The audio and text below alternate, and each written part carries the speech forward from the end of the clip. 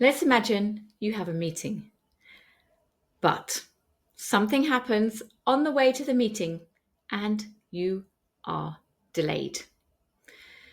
So you now have to run into the meeting. Everybody is staring at you. The big boss is wondering where you have been, and you need to say that you are sorry. But how do you do this in English?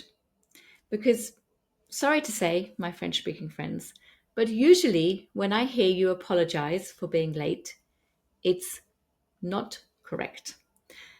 And if you know me, you know that I don't really mind if you make mistakes in English. It's normal. But let's face it, if you are late to a meeting and then the first thing you say is wrong, it doesn't make the best impression. Am I right? So, how do you apologize when you are late in English? It's very simple. It is 3 words only. Sorry, I'm late. That's it. Sorry, I'm late. You don't need to say anything else. So next time, my dear friends, when you are late for that important meeting, you now know that you can open the door and say the 3 magic words. Sorry, I'm late.